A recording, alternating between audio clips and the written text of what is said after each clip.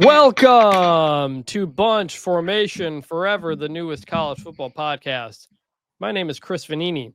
I am not getting in a fight with my dad anytime soon. We'll see. Famous last words, Chris. And I am David Ubben. I am starting a GoFundMe for the nation of Ireland to have adequate field paint. Chris, we got games, real football games of football between two teams. How about that?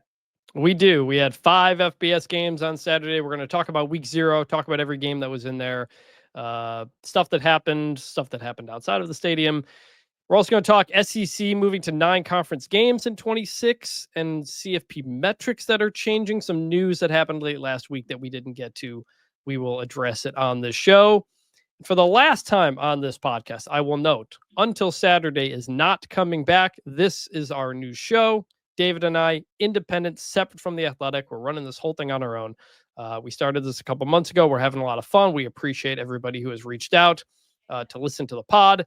Every recent episode we've been doing is the most listened to we've done. So things are going great. And please, everybody, tell your friends that show is not coming back.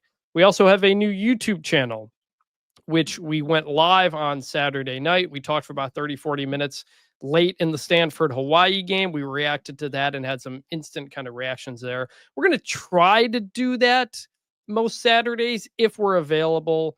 TBD on that front every Saturday. Some bunch formation after dark. If we're traveling, if we're at games, it may not be doable. But we didn't put it on the feed. That's only on the YouTube channel. So go check that out.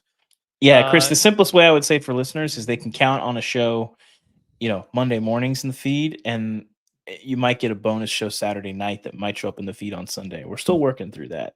Our schedules are busy. Saturdays are complex and unpredictable in the fall. So, but we'll try to let you know on Thursdays if we're going to do something on Saturday night. The old Until Saturday YouTube channel has been co-opted by our friends at the Audible. It's no longer our channel. I tried to buy it. They wouldn't give it to me. It's theirs now. We have check out the show notes for timestamps for stuff if you want to jump ahead in the show, and send all emails and feedback to bunchformationpod@gmail.com, where we have gotten quite a few emails. We've also gotten a lot of 5-star reviews. I'm not going to read them all on this show. We're going to have to start dividing them up because otherwise it's going to take a long time. So I'll just read a couple here because we really appreciate every single one of these. We read every single one. Cool. It's really cool hearing from everybody.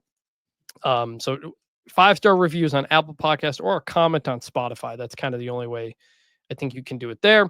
But we got one from EFR UVA who says, I've been following Chris and David's work both in print and pod for some time, and they're hands down my favorite people to hear from on the sport.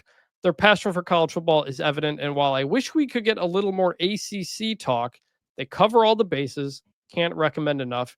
Great work, guys. Dave, we got to talk some more ACC coming up here. You are going to have a lot of ACC to talk about. We'll have plenty of ACC talk soon. We'll get into more week 1 at the end of the show. So, yes, and also another review from Nate Marshall, who says, "Hi fellas, great new show on Conversations. A little story about why I love college football. I went to Vandy and was suckered into liking football because my freshman year we started undefeated and game day was hosted outside my college dorm. So I thought that would be fun. I was quickly corrected, but later in college, I studied abroad in South Africa right after the 2010 World Cup. And while in South Africa, I went to local soccer games and a U.S.-South Africa friendly and thought it was awesome. I realized college football was the closest U.S.-based analog to that sporting culture and returned for my senior year fully invested in the game right as James Franklin took over at Vandy.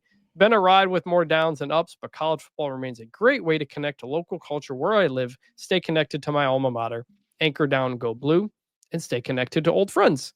Thanks for the pod. P.S. Vintage is Diego Pavia, the Dom Mysterio of college football." Dave, that is Vintage is my nickname on my pro wrestling podcast. Okay, I was lost here because I am a fake wrestling fan and you are an actual wrestling fan. Yes, I have another podcast, the Getting Over Wrestling podcast with Adam Silverstein. I'm Vintage Chris Vannini on that show. Is Diego Pavia the Dom Mysterio? Dom Mysterio is the son of Rey Mysterio, the legend. He's kind of a heelish guy who talks a lot of crap. I can see it. He's kind of a weaselly type of guy, but Diego Pavia often gets the job done. So that's a credit to him. So Diego Pavia has real haters. He's collecting haters by the bushel full. It's incredible. I would venture to say that nobody has more well-earned haters currently in college football than Diego Pavia. Has a Vanderbilt player ever had haters? That's a good question. I don't It's like saying Charlie Brown had hoes. It's not a thing that ever was a. I don't think so. It was like the kid. I forgot the kid's name because I talked to him last year after the Alabama loss. But the after Vanderbilt beat somebody, and he was like, "Alabama, you're next," and then Vanderbilt got smacked. I talked to him last year, but I don't remember his name. He was I think they beat Kansas. He was cool. I really like talking to him. So we have some more reviews. We'll get to those on future shows. I don't want to. But we see all of them. We have them all in our document, so we appreciate that. Any 5-star review or Spotify comment, we'll try to read on the show. But with that, we've got actual football to talk about. And with that, we are going to start with our game recap segment, the first one in the history of this show. The kids are playing their tail off, and the coaches are screwing it up. Shout out to John L. Smith. A quote. We got to get John L. Smith on the show this offseason, Chris. He was the head coach at some program I'd never heard of recently. Kentucky State. I felt like it was more obscure than that. Was that maybe, D3? Maybe he went to like Fork Union or something like that. I don't know, but John L. has provided so many incredible moments between the coaches are screwing it up, the smile, the ill-fated year at Arkansas in the wake of the Bobby Petrino mess. John L., shout out to that guy. We have that here, by the way. Smile. Incredible. He was at Fort Lewis before Kentucky State. Okay, that's probably what I remember. Kansas State Iowa State beats Kansas State 31-24 in Ireland. Ugly first half. Really fun second half.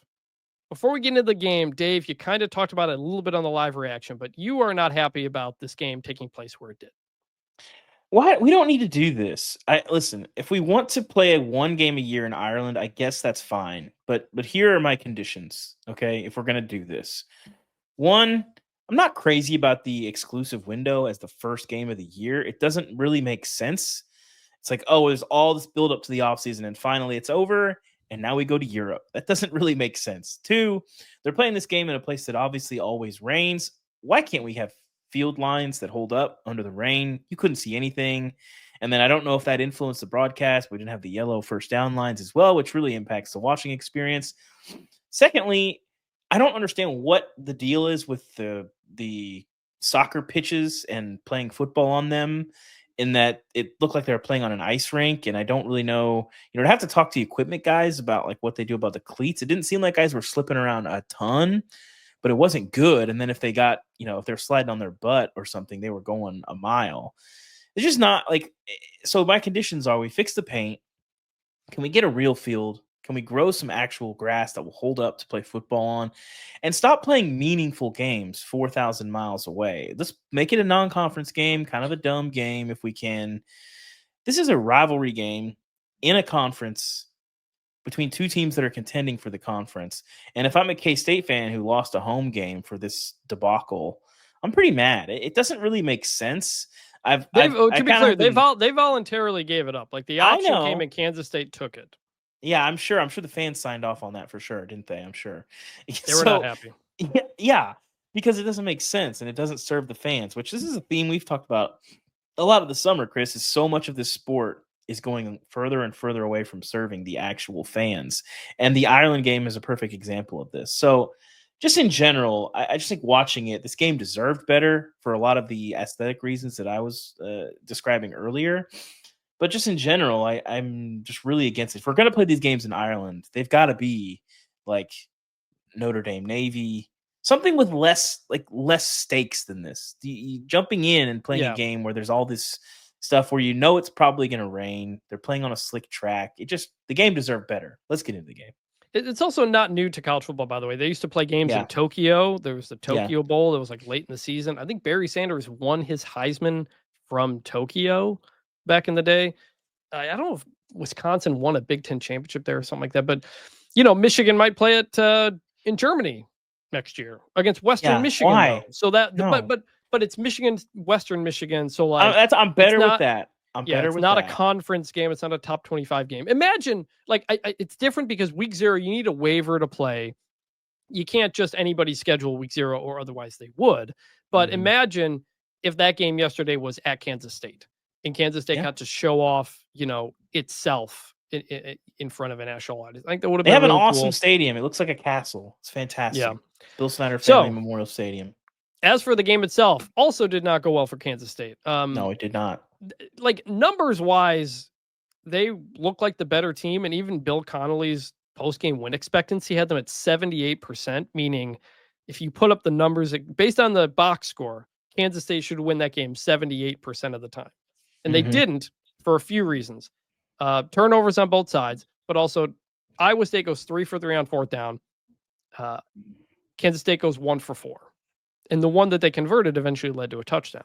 The one they didn't lost them the game at the end of the game. So like Avery Johnson finishes 21 for 30, 273 yards, 9 yards a pass, 2 touchdowns, a rushing touchdown. Well, like, on paper it looked good. Do we want to talk Avery real quick here? We will in a second, but like, okay.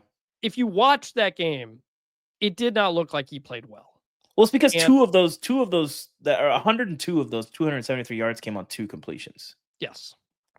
So if you Big take plays. that away, he's 19 of 28 for 165 yards. That looks like that looks like the game that I watched. Yes. And also Dylan Edwards, the running back, their top running back, hurt on the muffed punt early, which he fumbled, did not come back. Chris Kleiman, the coach, said he didn't really know what it was. We both picked Kansas State to win and cover, so we were both wrong on that. But I did note I was very concerned about Kansas State's offensive line, a bunch of new starters, and it did not look good. The O-line, Iowa State really dominated the point of attack, I'd say, on both sides. Now, I think Kansas State's rushing numbers looked bigger, but it was because of just a couple of big plays. So not great for Kansas State. We'll talk about Iowa State winning in a second. But Dave, as the foremost Avery Johnson stock guy, you love him. Is it time to sell that stock? Is Avery Johnson just not the quarterback we seem to think he is?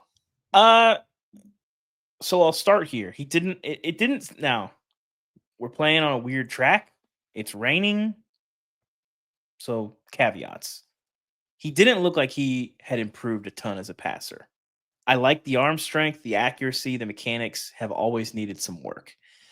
Now, that said, I didn't like how Kansas State used him.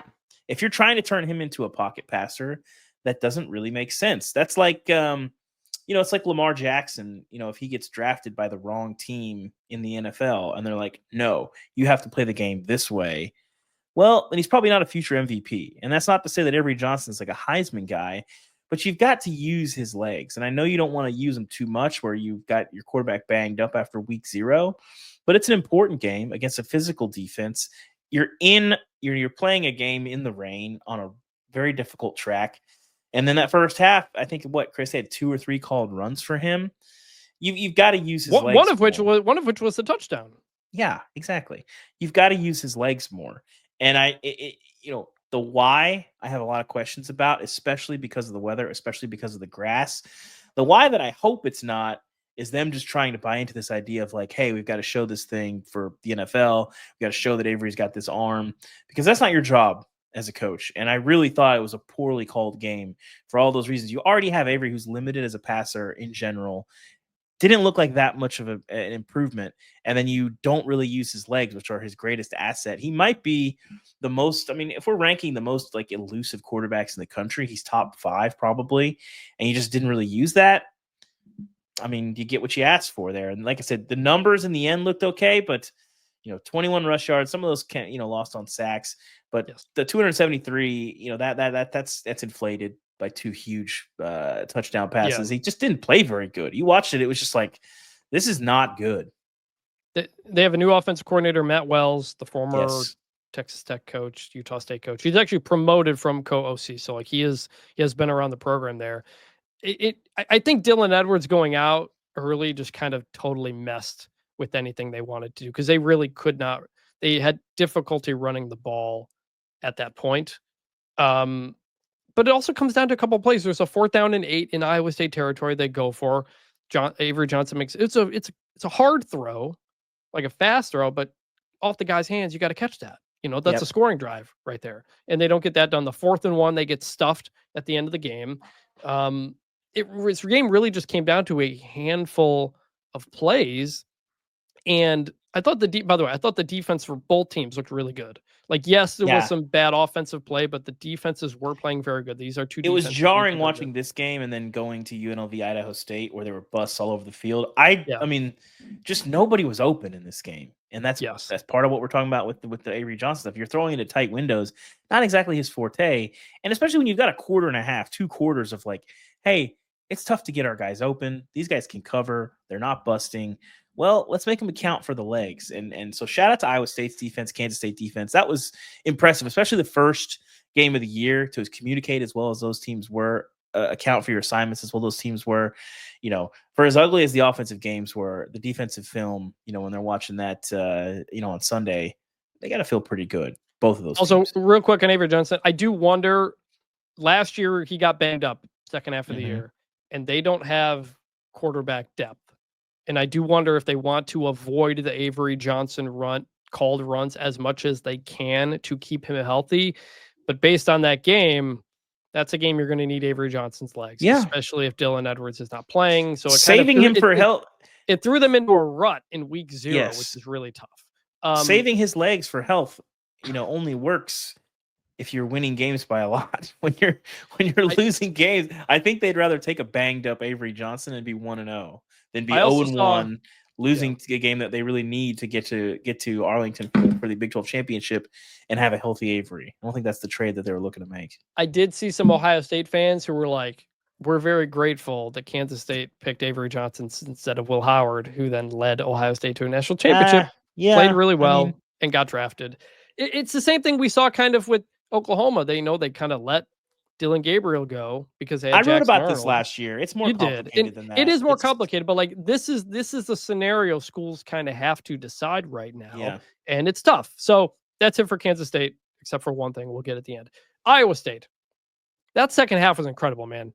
Tyler Bowser, the offensive coordinator, their last 4 drives of the game, they go touchdown, field goal, touchdown, and then kneel it out at the goal line after a touchdown was called back.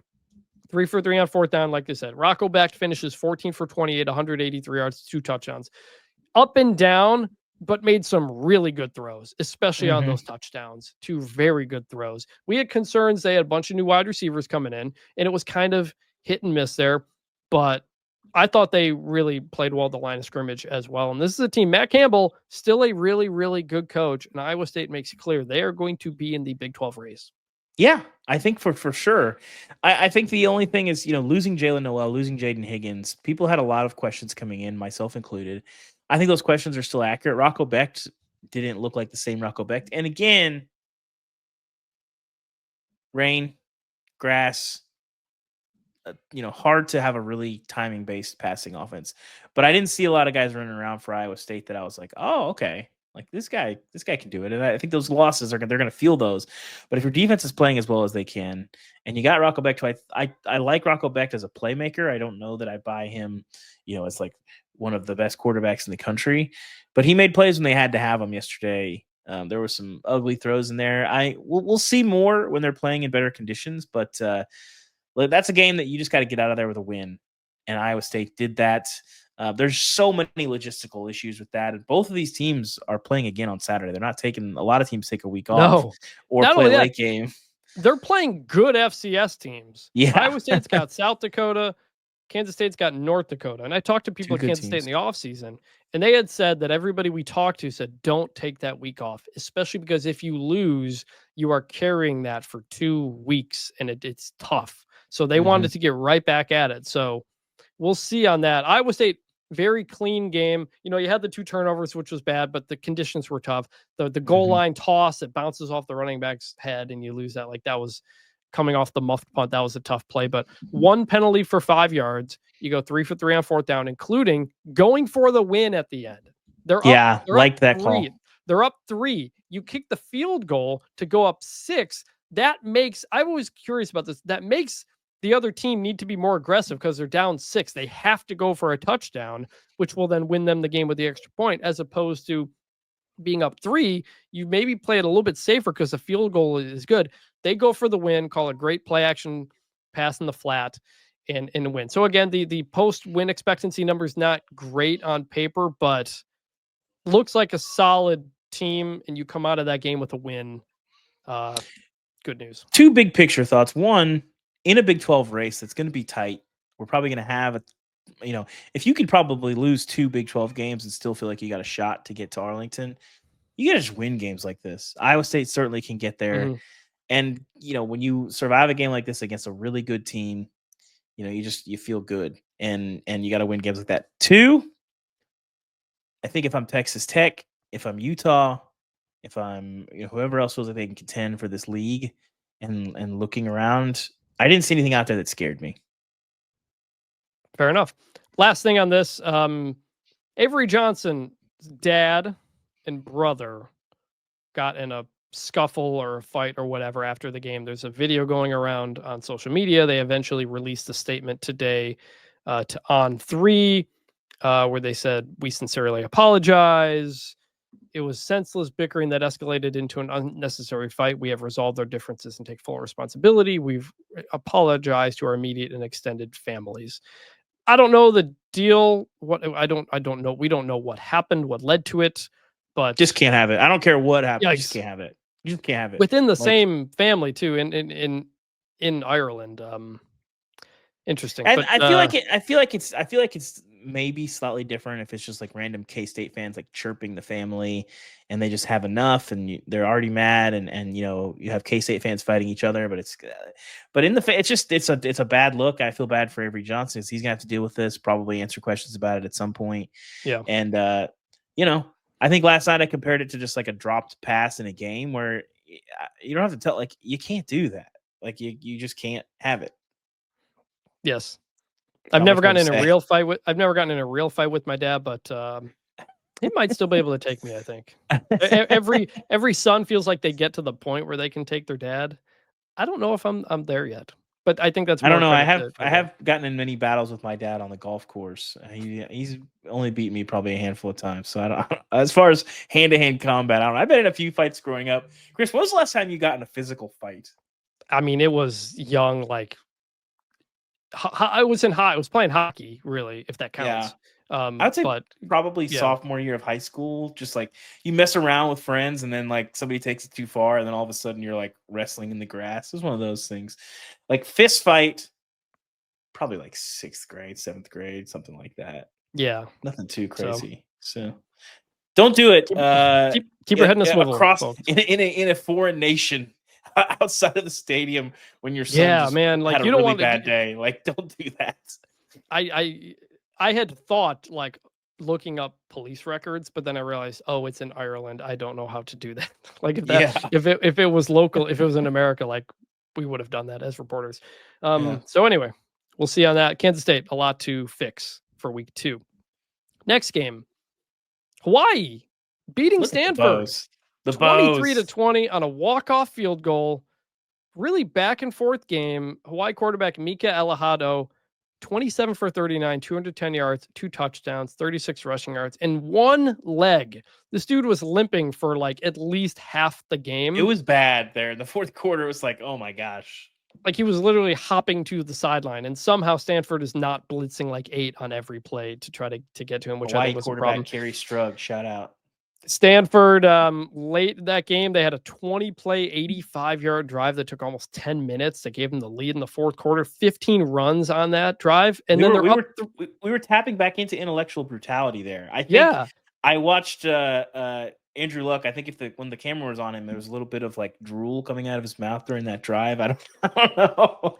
But Stanford's up 3 and driving in the fourth, like midway through the fourth quarter, potentially to go up 2 scores or inside like the 30, I think. And they throw an interception to the Hawaii edge rusher who makes a spectacular great play. Spectacular play. That leads to Hawaii going down for the field goal to tie it, then a Stanford 3 and out, then a Hawaii drive field goal for the win. So really Frank Reich kept all his timeouts. Some people criticized him for that, I guess. But if you watch Stanford's pass game in that game was horrible. Yeah. I actually thought late in the game they kind of found something with the running game, but they kind of blew it. The passing game going to be a big problem all year.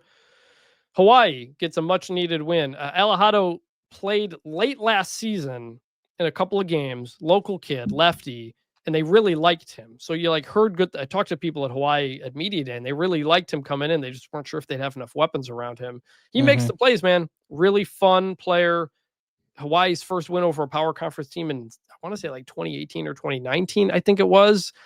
Dave, your thoughts? I think both of these teams looked sort of competent. I think with Hawaii, they just haven't really turned the corner under Timmy Chang. They haven't looked great. By the way, we were talking a little bit last night about the Brotherhood hashtag that they have leaned into. Can we get a bow up hashtag? What about like throwing bows? Anything along those lines. We need to do those. But like, I think there was also some worry that Stanford would be smoking crater status, a la like Northwestern 2024-3, and that was just not the case at all. I thought they looked okay. Frank Reich that's the thing, into a really difficult position. We got a comment on the live show that people thought we were being too nice to Stanford and that it is kind of a cratered situation. I think we're just talking about Stanford relative to expectations. Yes. They were a 2.5 They're not going to be good. They were a 2.5 point underdog coming into this game. It is a lost season. Frank Reich is not going to be the coach. Like everybody here is here for the short term. So like based on those very low expectations, I thought in the second half, they at least found something. They dominated time of possession. They go 8 for 17 on third down, average 4 yards a carry. Like there were some pieces there that were like, all right, like the problem was you go 15 for 30 passing, 3 yards per attempt in an interception that kind of cost you the game.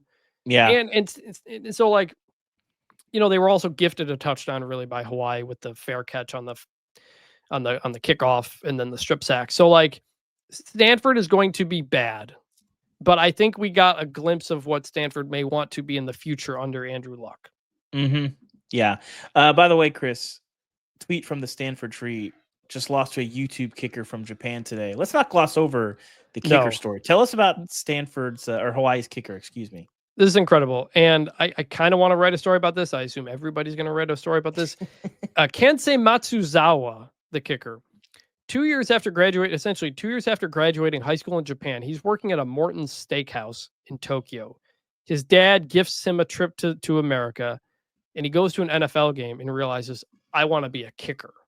And so he goes back home to Japan, teaches himself kicking on YouTube, throws out a bunch of film. He only hears back from Hocking College, a junior college in Ohio.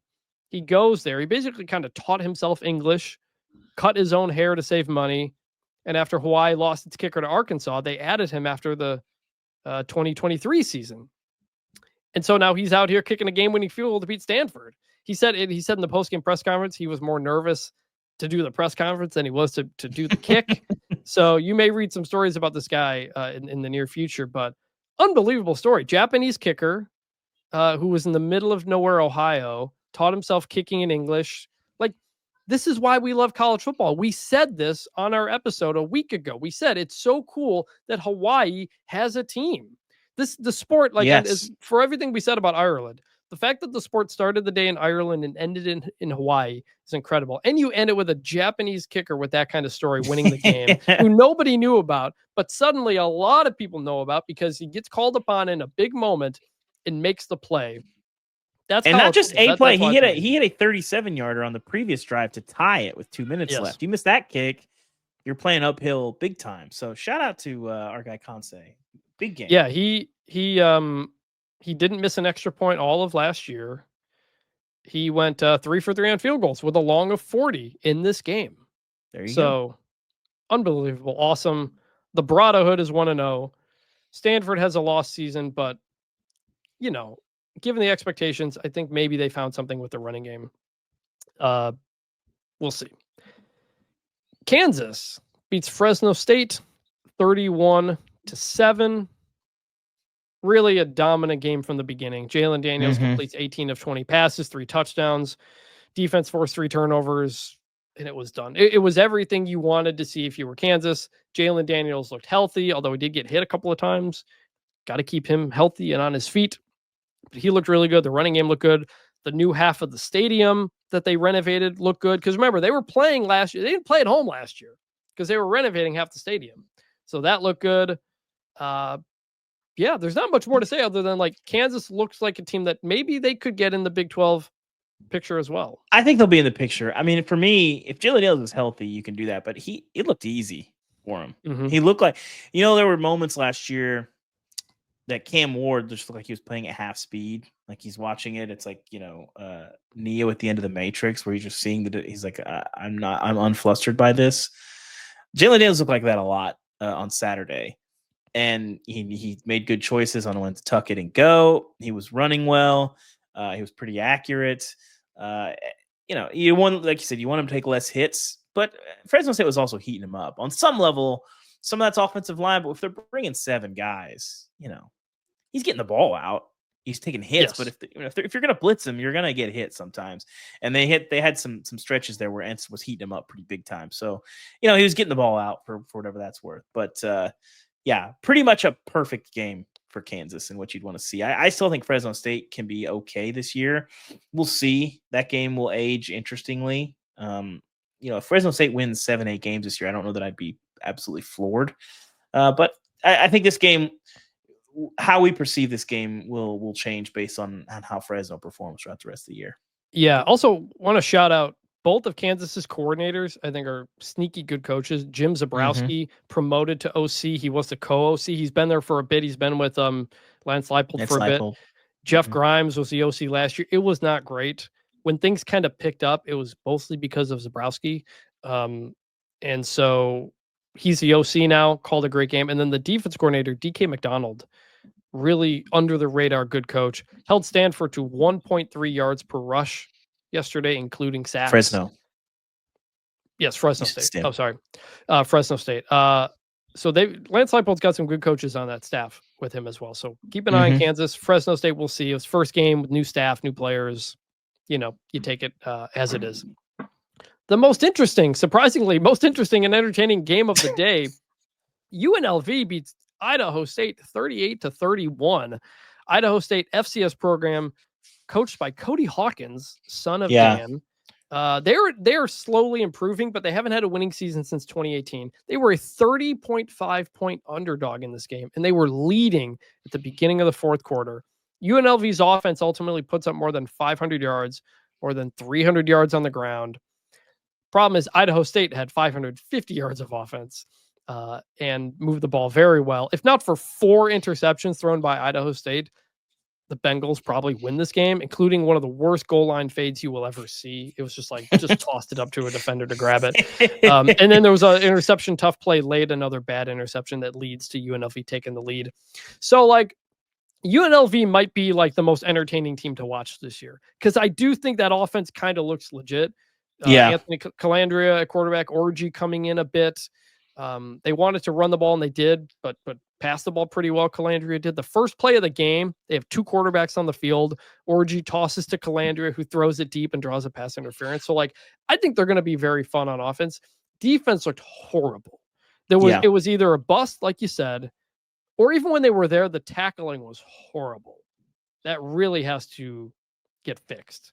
I think watching this game on the Mountain. This game was on the Mountain West app, by the way. Probably got a record number of downloads for that thing. People had to watch it is on my phone now. I mean, I think they're going to roll. I think the 2 quarterback stuff for them is going to work. I think they're going to use that a lot this year. Be able to kind of balance that. Both those guys can run. Orgy obviously a little more physical. Orgy looked a little slow for me. Calandria was the better runner, by the way. Yeah, Calandria was playing pretty good. I mean, Calandria, he had some moments at Virginia where you were just like, I don't know what's going to happen with this guy. He was a chaos quarterback. Yes, it was awesome. And so, I think both these guys are really good fits for this offense. But this UNLV is trending toward my favorite 1 a.m. football team. I thought it was going to be Arizona last year after they got in a shootout with New Mexico week 1, and then Arizona kind of cratered. But UNLV, I think they're going to be able to move the ball. The good thing about some of the issues defensively is a lot of it is UNLV is going to see that on tape and say, that's us. We screwed that up. But whether or not you can fix it, this is a team where it's a lot of new faces. It's a lot of guys who have been a lot of places and it hasn't worked out. By the way, some of the names on this team that I didn't realize were there until watching this game: Justin Flo, linebacker, former top 10 recruit at Oregon. Denver Harris, He's another there 5-star guy. Denver Harris. JoJo Earl, the former Alabama TCU wide receiver, was there. We mentioned Calandria and Alex Orji. Someone called this last chance UNLV. And I kind of like that, like not in a derogatory term. UNLV should not lean into that, but they should. They are the rebels. They are the Las Vegas rebels. Like they should be just like a collection of guys who get it together. That kind of does fit. The problem is that Dan Mullen went out the last couple of years when they weren't doing that. So correct, but Dan Mullen went out and tried to get every SEC Big Ten player he could. And you looked at this team, you're like, they look like pretty imposing, the team. Like they had some big dudes, but like just not making tackles. So well, I mean, here's the thing. These guys are physical specimens, but there's a reason why it hasn't worked out at their first school, their second school.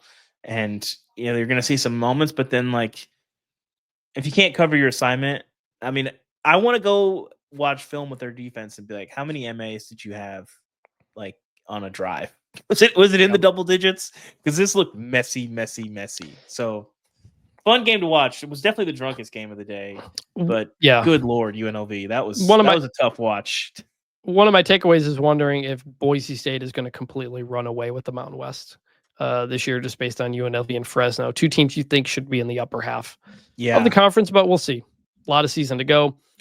Western Kentucky beats Sam Houston 41-24. Get ready to hear the name Maverick McIver a lot. I've talked about him a lot on this show. He does exactly what we expected him to do. 33 for 51, 401 yards, 3 touchdowns. The transfer from Texas Tech and Abilene Christian, they brought his offense coordinator with him. And then also receiver Matthew Henry from Western Illinois, 7 catches, 148 yards, 1 touchdown. Sam Houston had a fumble, scoop, and score on this that gave them the lead in the second half and kind of made the game closer than it ultimately looked. But ultimately, Western Kentucky wins, covers, kind of got through some bumps along the way, and they're kind of the number 1, number 2 team of Conference USA. This was a conference game, by the way. Yep. And they look good, and Sam Houston kind of put up more of a fight than I expected.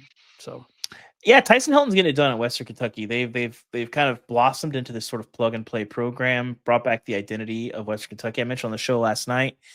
I talked to Tyson when he got this job, and he talked a lot about that. About, hey, we want to sling it around the yard, be fun, be a place where quarterbacks, receivers want to be. I mean, you look at the guys that have come through there the last few years. Even last year when they had some injuries, TJ Finley goes down, they bring in Caden Veldkamp, all that stuff.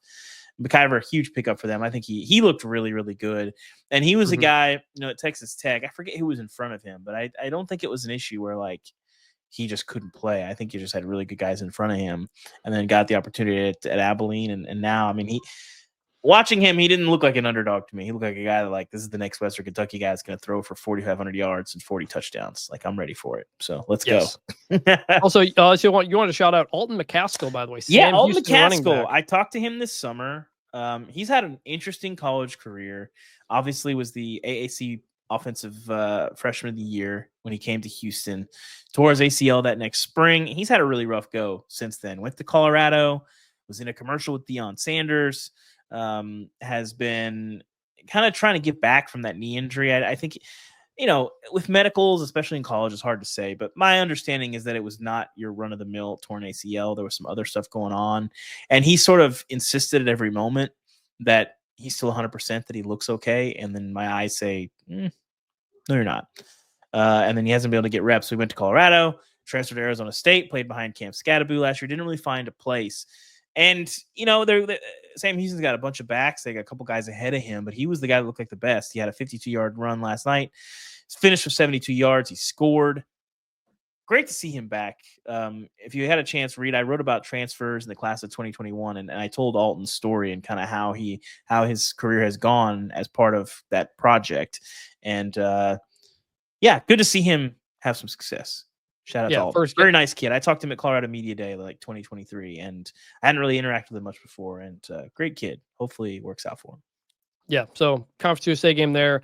Also, Sam Houston has what may be my new favorite turnover prop. It's literally just a big bag of money with a big dollar sign on it. Here's the problem with this, Chris. Here's my problem with this. Okay. If there was actual money in there and the players could take actual money out and make it rain on the sidelines or collect payment for forcing a turnover, I'd be more into it. But what whatever's in the bag, it's probably just like some cotton or like some stuffing from like I want actual money. This is my problem with the turnover money bag. It's false advertising is what it is.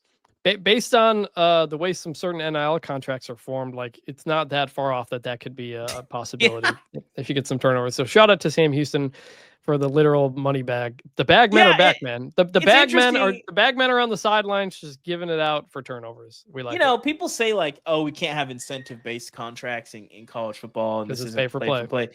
But like it is, coaches say it and talk about it all the time, whether they're talking about it or not. Like I talked to John Summerall at AAC Media Days. And he was talking about, Darian Mensah was their third string quarterback. And then after he won the starting job, like, well, we got to pay him and make him, worthwhile. They obviously weren't going to be able to pay what Duke was going to, but they were working on that at the start of last season.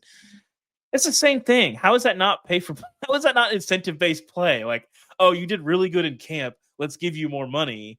Like, it's not the same as like, oh, you forced a fumble. Here's $2,000. But it's like the same concept. If you force 2 fumbles a game for 4 games in a row, guess what? You're probably going to get a call from the collective and, get paid. So incentive-based pay is already in college sports. We're just still kind of pretending it's not. Yeah. So with that, we're going to go to the helmet sticker segment, which we're going to do every week here, shouting out some players. Can we helmet stickers, Chris? Hold on. I got a drop for this. Big time players. Step up in big game. That's all I gotta say. Shout out to Santana, Moss. These go to some performances you may not have noticed or were maybe appreciated. So like, it's not going to be the quarterback who throws for 400 yards who we all see. Yeah. It's other types of guys who you should take notice of who had a good game. You go first. Well, I don't know what happened to helmet stickers, Chris. I feel like they've lost some luster in the sport in general. I feel like fewer places are leaning into helmet stickers, where I feel like in the early 2000s, 2010s, it was like a big deal. Talking about helmet stickers, we had our guys, Lou Holtz and Mark May and Reese Davis handed them out at 2 a.m. They do it on ESPN's College Football Sunday show, which I watch, but not many people watch it because it's like on ESPN back. Bring the helmet stickers back. So we're going to do our part in this. My guy, we're going to go Cam Pickett, Ball State transfer. They needed Kansas wide receiver. Kansas receiver caught a pair of touchdowns here. Obviously, his first game over from Ball State. Kansas, if Jalen Daniels is going to be healthy and is going to be a guy that is going to help Kansas compete for a Big 12 title, he was going to probably need some new targets. You look at them last year. If you go look at their receiving numbers, it's senior. They lost everybody that was catching passes for them last year. Yep. And from what I saw from Cam Pickett, it looks pretty clear that he's probably going to be their number 1 receiver this year. Had kind of a pretty good year at Ball State last year, but I liked what I saw from him physically. And big time game from him. 6 catches, 77 yards, 2 touchdowns. Week 0, Cam Pickett. Shout out. I think you're going to get a bunch more balls as long as Jalen Daniels stays healthy. Chris, who you got? My helmet sticker goes to UNLV running back Jaden Thomas, who had 147 yards and 3 touchdowns on just 10 carries against Idaho State, including a 70-yard touchdown. I think he had like a 40 or 50-yard touchdown as well. This guy is going to be one of the best running backs in the group of 5. He's not a transfer. He's been there a little bit. Goes by the name Jet as well. He looked good. He was breaking tackles, hitting holes. UNLV, again, I think they're going to put up a lot of points this year, ultimately, in that offense. And I think they know Jaden Thomas is a guy they're going to lean on. So shout out to him. Heck of a game, Jaden Thomas. Mm-hmm. Now, before we end the game segment, I wanted to talk about this fake injury thing that has popped up. So there's a new rule this year to discourage faking of injuries. If a player goes down after the ball is spotted for the next play, it will cost that team either a timeout or a delay of game if you don't have a timeout. And this happened twice yesterday. Once to Iowa State in the second half, cost them a timeout, and also happened to Hawaii on offense in the fourth. I think it might have been the fourth quarter as well, where I saw the replay of the Hawaii guy that it's like an offensive lineman, I think, was like limping, kind of hopping toward the sideline. And it looked like a coach told them to go down, because when guys are actually injured, coaches do want guys to go down. Mm-hmm. The ball had been spotted. They're penalized a timeout. So this rule that was created to kind of discourage the faking of injuries, which is a real problem, has been called twice now. Both situations looked legit. which I don't think is what you want. And I thought the understanding was going to be if it is an obvious injury, they weren't going to penalize people that. So something to monitor. Maybe the first couple of weeks they try to figure it out and work the kinks out of this rule, but that jumped out to me. Did you have any thoughts? Yeah, I'm okay with it. I mean, I think I'd rather just err on the side of taking timeouts away and penalizing. The fear that I have is that guys feel a pressure to not give their team as a penalty, and that is why that's been the whole issue from the start. That's why they're not kicking guys out for the whole drive, which is what like coaches and people want to say, because you don't want actually injured players to stay in the game because then they realize I can't come back in to the drive. Yes. So that is that. There was also, you may have noticed, no more on a replay, calls are no longer confirmed or stands. They are just upheld or overturned. That means we no longer will know if the call had enough evidence to be confirmed or didn't, and they just couldn't overturn it. I don't know why they made this change. They thought it'd be simpler. I don't like it. It's a little bit less transparency. We talked about it at the time. So you may have noticed that. That is a new rule this year, that there is no confirmed or stands, just upheld, and you're not going to know. So there's that. Mm-hmm. Don't love it. Should we go to the media scrum, Chris? We shall go to the media scrum with some news that happened late last week. That's why I don't read the newspaper. Because it's garbage. First up, the SEC is moving to 9 conference games beginning in 2026. It's finally happened. We've talked about this for like 10 years. Yeah. At least. It'll happen next year. There'll be 3 permanent opponents and then 6 rotating opponents. The idea is that everybody will eventually play everybody. You may not know this. Texas A&M joined the SEC in 2012. They have never hosted Georgia. They have never played at Kentucky.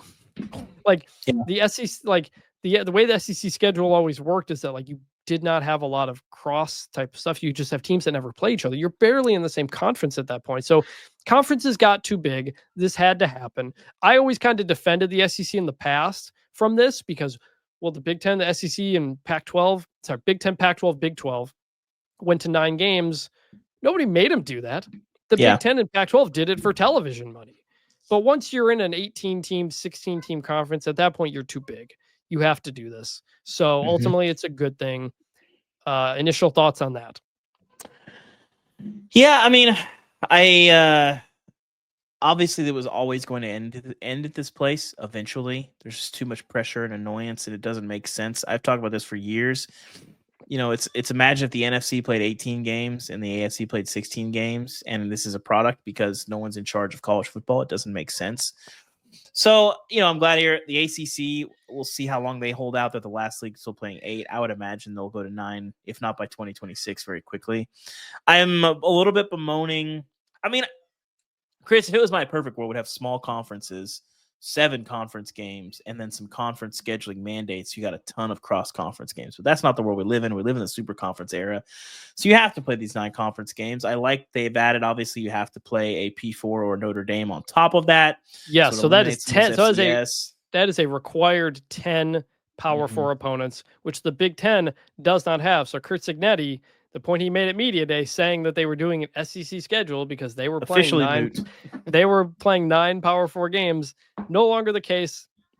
Indiana, I do not think is going to back off its scheduling. Penn State kind of has scheduled pretty easily too. So yeah, this had to happen. So it's ultimately good, and it's also a little bit of a tough spot. A little bit of a tough spot for the Georgias and the South Carolinas of the world that have relatively Florida as well that have relatively big time non-conference rivalries. That it's going to be hard for them to add another team. Most of those places have kind of like South Carolina's played North Carolina.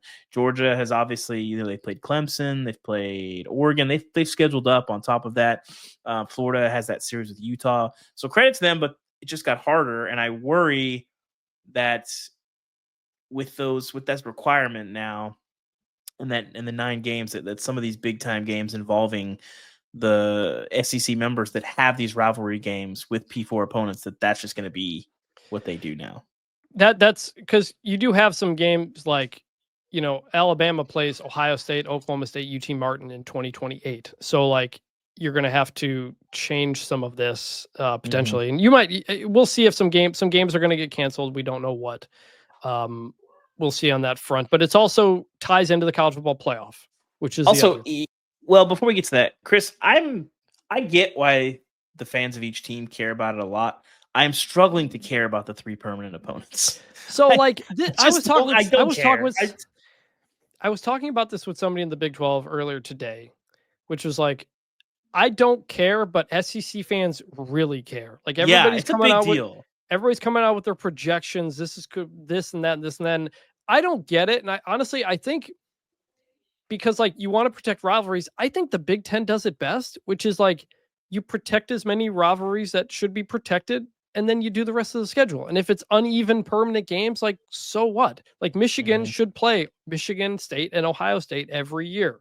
Like they just should. And like even if it's uneven and some teams have more rivalries, like who cares? Like the Kansas State Iowa State thing, they're not scheduled to play in like 27, I think. 7, they're not playing next year. They've played uninterrupted for like 10,000 years. Yeah, and it's like a controversy of like this needs to happen. It's not the Big 12's choice. Like the schools agreed to that. The Big 12 only has a handful of protected rivalries. But if I was just like, yeah, Alabama should probably play Auburn and Tennessee and LSU as the permanent ones. Is that more difficult? Like, yeah, sure, but those are the games that matter. I don't know, but in the SEC, there's such the strength of schedule stuff is just like ingrained into everybody's head that they have to argue over this. So like, you don't know in a given year who's going to be good or who's not, or who cares? You should want to play Tennessee and Auburn and LSU every year because those are big games and those are fun games. And you don't see this in the Big 10, I don't think, with some of like Ohio State's playing Michigan and Penn State every year.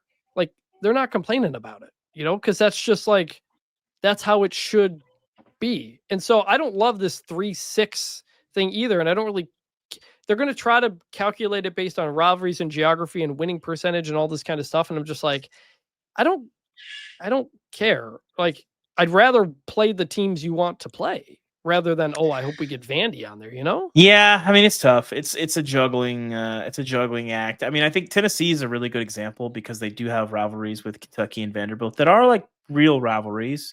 And then there's also the rivalries with Alabama, who has been mostly one-sided for much of the last couple decades.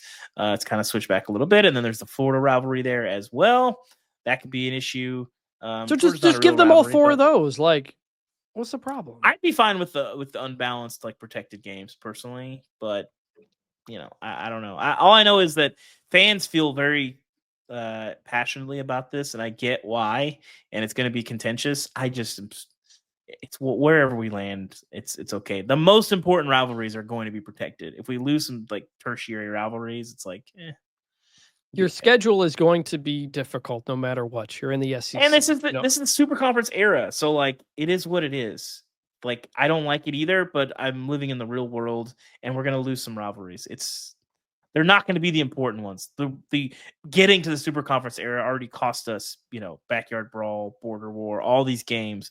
If we lose, if whatever. I found out yesterday that Florida and Tennessee don't play every year. It's like whatever. Also, like you look at SEC history, there's teams that have barely, like Alabama's been to Florida, I think like 11 times ever, and they've been in the conference for 90 years. It's the crossover games, but yeah. Yeah, right. And you look back at like even the early days of the SEC, some teams would play 7 conference games, some would play 4. Like it was just there was no I think rhyme or reason. One thing that never really made sense to me at any point, like growing up, is why one of the crossover games had to be protected. Like they locked in one of the crossover games, and that's why you get some of those. So like Arkansas, their protected crossover game was South Carolina. I think it's mostly because they came in the league at the same time, but like no one cares. Like what? So when you had the one protected crossover game, then that limits. That's how you get A&M not going to Georgia and Alabama going to Florida like 11 times in a century, and it is what it is. But I'm just struggling to care. I'm sorry, guys. Sorry. So the larger part of this too is this impact on the college football playoff, and yes so the playoff last week as well announced they would have a new strength of schedule metric, and they would be adding a strength of record metric. And it's in the announcement, they said, quote, The current schedule strength metric has been adjusted to apply greater weight to games against strong opponents, which that's what strength of schedule is. I don't know. An additional metric, record strength, has been added to the selection committee's analysis to go beyond a team's schedule strength to assess how a team performed against that schedule. This metric rewards teams defeating high-quality opponents while minimizing the penalty for losing to such a team. Conversely, these changes will provide minimal reward for defeating lower-quality opponent while imposing a greater penalty for losing to such a team. A lot of subjective words there. A lot of subjective words there. I lost count. So like, we don't know what this is going to look like, but I do wonder if this is going to backfire on everything, because we don't know what this strength of record is going to look like. Because Indiana last year, strength of schedule 67. Their strength of record was 8. Boise State's strength of schedule 78. Their strength of record was 10, because strength of record typically rewards wins, which is what the whole complaint was, that the committee was only giving spots to teams that win. So very TBD on what this is going to be. I think it's possible it backfires, although I'm guessing the reason they know that they added it is because the SEC is complaining so much about strength of schedule. And then an Alabama team that lost to 2 6-6 teams deserved to be in for some God knows reason. So the complaining worked. It got them there. Now, what does this mean for potential expansion? The Big Ten has said they would not do 5+11 if the SEC was not going to go to 9 conference games. The SEC is now going to 9 conference games. Does that mean the Big Ten will instantly get on board with 5+11? Possibly, but not for sure. Greg Sankey, in an interview with Feinbaum, kind of reading between the lines, did not love the idea of a 24 or 28 team playoff. He kind of maintained that 16 is their ideal spot.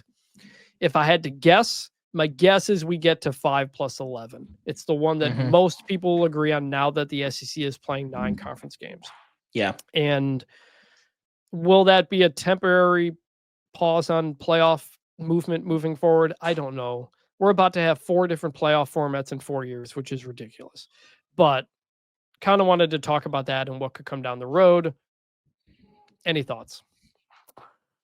No, I mean, I think we're getting to something that makes a little bit more sense. Like you said, as far as how these things are applied, I think it's anyone's guess. I think we'll see. I think it, we joked last week that they're going to add a metric that just shows a map. And if it's in the South, then you get extra points. I think that's basically what the SEC wants, because they're just convinced that their schedule's harder based on reasons every year. The talent is there, but I can't believe we're doing again that simple. After Alabama lost to Michigan, South Carolina lost to Illinois. I can't believe we're still doing this. But credit to the Big Ten, because their kind of stance, I think, pushed their stance, and the CFP's move, I think, did push the SEC to this point. Also, importantly, ESPN is going to be paying the SEC for these extra conference games, which was the first starting point. But teams like Kentucky did not want 9 conference games, because you're just trying to get to a bowl game when you're Kentucky. That's always been the issue holding that. When in 2020, when it was an all SEC schedule, you had a lot of people being like, this is why we don't want more conference games, because it's going to be very tough. But we're getting there. We'll talk more when I'm sure the SEC network will have some big, great reveal of the show, which is good content. This is just the most NFL type of content that I don't care about. Your biggest rivalries will be protected. The rest, we'll see. Last bit of news. Former Northwestern coach Pat Fitzgerald settled his wrongful termination lawsuit with Northwestern last week. If you missed it, if you remember, 2 years ago, he was fired amid an investigation into hazing. He was initially just suspended for a couple of weeks in the middle of the summer, which people thought was kind of lenient. Then the Daily Northwestern, the student paper, writes about some of the alleged hazing incidents. The president then says, actually, I'm going to fire Pat Fitzgerald because he should have known about this, which, sure, but you had already announced you were going to suspend him. So lawsuit for wrongful termination for going back on his word on that point. Undisclosed amount, but I'm guessing Pat Fitzgerald got pretty much everything he wanted, because Northwestern's statement not only said Pat Fitzgerald didn't know anything, it also said he was extremely basically sad and distraught and angry when he found out about it, and that Pat Fitzgerald was great and we love him and he's a legend. So no hard feelings, essentially, was what Northwestern was saying. Pat Fitzgerald said the same thing. He said the discovery process showed that he did not know about it when it was going on. Now you could make the case a head coach should, which is but that's not relevant to a wrongful termination lawsuit. His agent says he wants to coach again. I imagine he will. There's a good chance he's on the sidelines next year. Yep. But I think it's important to remember, like, one, yes, he probably should have known that was going on if he didn't. But two, like, his career on the field ended with a 1-11 season. Like, they were a good team in 2020, which was a weird COVID year, and they quickly were going downhill, especially in the new age of college sports with the money in the portal and all this stuff. So, like, it's not like Pat Fitzgerald was coming off a 10-win season. So, yeah, he did a really, really good job over a long period of time there. What kind of job he gets, I'm not sure. Probably not. I don't know. Job might be more of like a G5 situation. I could see G5 head coaching job. I could see possible, DC at a big place. There's too many coaches in the coaching profession that really respect him and love him. Yes. It's hard for me to see him not being on a sideline next year. I mean, if you were ranking the coaches who had the most respect from their peers, I mean, Fitzgerald would be probably top 5, top 10, easy. So. And look at the coaches. We'll see him back. Look at the coaches who got back in. I mean, DJ Durkin is coaching again. Kendall Briles, Lane Kiffin's kind of the one who kind of got them back in, but he will be back. Pat Fitzgerald. So we'll keep an eye on that on the next coaching carousel. Before we get to remember some guys, though, wanted to do a quick mailbag because we heard back from a couple people on a couple things. I'm not going to. So quit asking. And that is the face scanning tickets we talked about last week. So Florida is going to have these, basically your ticket is assigned to your face and it can get you and other people in. You don't need to do the mobile ticket. You don't need the paper ticket or what have you. And we got a couple of emails from listeners who have gone through this. One of them, James, said, big fan of the show. I live in Cleveland and the Browns have been using face scanning as tickets for years. It's optional for season ticket holders. I've done it the last 3 years. I like it a lot. The line is shorter. It's also very easy and quick.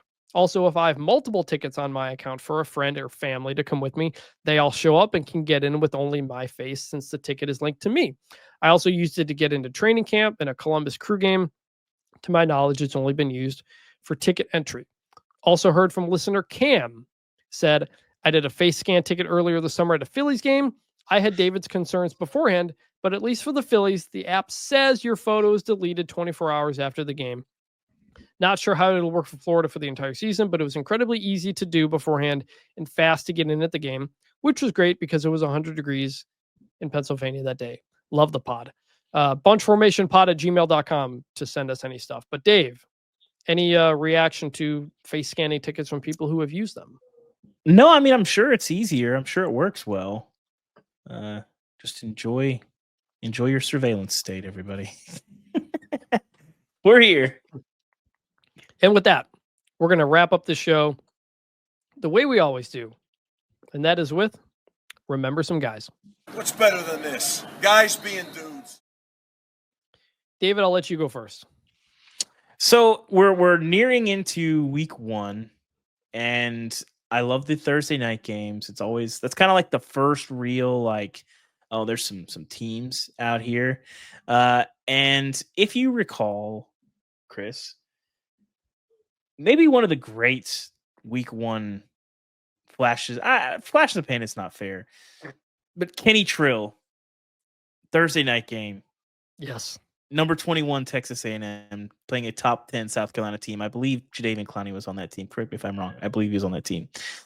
511 yards, 3 touchdowns, 44 of 60. His first career start. His first career start wasn't exactly throwing to, an NFL. He wasn't throwing to the same guys that like Joe Burrow was throwing to. And immediately Kenny Trill was in the Heisman conversation. One of the great September Heismans of our time. He will always be remembered for that game. And that was his first start. And it was probably his brightest moment, but he went on to be a pretty good player at TCU later on. The context of that, by the way, he was the Texas A&M quarterback after Johnny Manziel. Yes. So that's where all this is a guy replacing Johnny Football, and he puts up those numbers and broke Johnny's record, single season or single game passing record in his first start. Yeah. So Kevin Sumlin was firing away at that point. Didn't work out for him. Kenny, by the way, has I saw him. I've had a little bit of a relationship with him, and saw him at the coaches convention a couple years ago, and he was kind of making his way up. And he is now the co-OC at Incarnate Word. They had a rough Saturday, but he came up. Gary Patterson hung on to him at TCU, and then after Gary was fired, he went out to Cal and bounced around and ended up at Incarnate Word and has kind of ascended there. So, to be, how old is Kenny now? Let me see here. He is 30, and he's a co-OC and a position coach at a pretty good program in Incarnate Word. That's pretty impressive. So shout out to Kenny Trill. He had his moment in week 1, but he is making his way in the coaching world. That reminds me, as we talk about Kansas State, Iowa State week 1, remember the SEC doesn't really do this anymore, but they used to open up with a conference game, remember? And vaguely, and Steve Spurrier said he'd like to play Georgia because they'd always have some players suspended for the first game. Time is a flat circle, as they say. Yeah. My guy is going to be, so last episode or last week, you did Garrett Wolf, running back in Northern Illinois. And in my head, I was like, there's another Northern Illinois running back who had a great nickname. I couldn't remember. I remembered him this morning. Still one of the greatest running back nicknames of all time. Michael the Burner Turner, Northern Illinois, 2000 to 2003. In 2002, he rushed for 1,915 yards. And I think he was an All-American. Yeah, second team All-American at Northern Illinois. I did not realize he was a 2-time All-Pro in the NFL. Yeah, I was telling you. So he was LT's backup, and people loved him. And he was one of those guys with the Chargers. If he ever gets hurt, he's gonna be a superstar. And then he signed with Atlanta, had a couple really, really good years there. The odd thing is, maybe this is different in college. I don't remember him much in college, but in the pros, not really a burner. So I don't know where the nickname came from. I'm already more of a bruiser than a burner. Well, I don't know. I'm looking at this his longest yard. This box score has his longest run that year. He had an 83-yarder, a 73-yarder, a 74, a 70, an 81. So he was breaking off some big runs, more than I thought. More than 7,000 consecutive years in Atlanta. Yeah, 5 consecutive years in Atlanta with double-digit touchdowns. So. Yeah. So shout out to an unbelievable nickname running back, Michael the Burner Turner, Kenny Trill. We remember you. Yes, sir.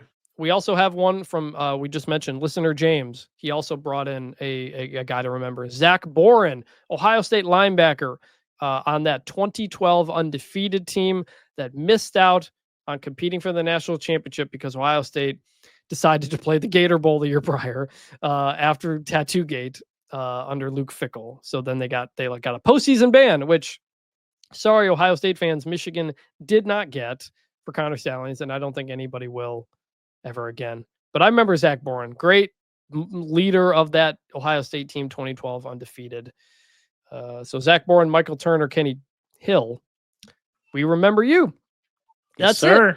First weekend of games in the book, David. We will be back most likely on Friday this week because David is finally moving into his new house. Yeah, we're finally moving into the house. So can I before we go, can we lay out my next week for this, Chris? Because this is going to be one of the worst weeks of my life. Well, no, you can complain about the moving. You cannot complain about the work trip that you yourself pitched. Well, hang on, because of so Tuesday we were closing on this house. So I'm moving into this new house in Charlotte. Wednesday we're going to try to settle in. And then Thursday, I'm leaving to go to 6 games in 5 days in week 1. I pitched this in March, and I was like, oh, it'd be great. We'll probably move in June. Took us a little longer to sell our house than we thought. So we were closing 2 days before the season starts, in earnest anyway. And then I'm going to 6 games in 5 days. I wrote a kind of a preview about it, but I'm going to NC State ECU on Thursday night. Friday night, I'll be at App State Charlotte in Bank of America in downtown Charlotte. And then I will be hustling down to Atlanta after that to go to Tennessee Syracuse on Saturday at noon. And then leaving that game, I'll be fine. I could probably make the press conference and then book it to the car getting to Clemson for Clemson LSU Saturday night. That should be a big one. Then coming back to Atlanta to do South Carolina, Virginia Tech on Sunday morning. And then stopping in Charlotte Sunday night, sleeping in my own bed. And then Monday night, I'll be in Chapel Hill for TCU, North Carolina. It's going to be a full weekend. That's how many games we'll often attend in a season. Is like legitimately in like a regular season. And so this will be a little bit easier for you because you are in North Carolina now, actually. Yeah. From the moment that I pitched this, our editors were like all in on it. They were like, oh, this is a great idea. We got to do this. So it's a little bit novelty. It's a little bit fun. Just geographically, I was just kind of doing the math in my head in the spring, and I was like, oh, I can pull this off. So that's what we're doing. Yeah, I will be at Baylor Auburn on Friday. It's called slacking, Chris. That's one game in 5 days. I'll be, and then so we'll talk more on the second show this week, kind of what our plans are for the weekend. But it's like because of David moving in, we're probably going to record Thursday. So you'll probably get the next show on Friday. And then I may try to go live again Saturday night, just me, not Dave, because he'll be traveling. But we'll figure that out later in the week.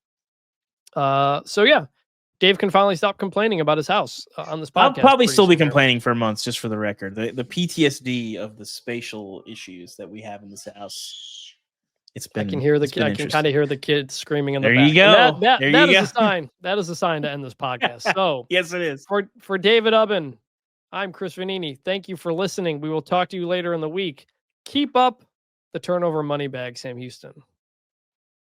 And bring back the turnover chain, lest the turnover money bag take your place in the sun. Don't let it happen, Mario. Don't let it happen. Bring it back.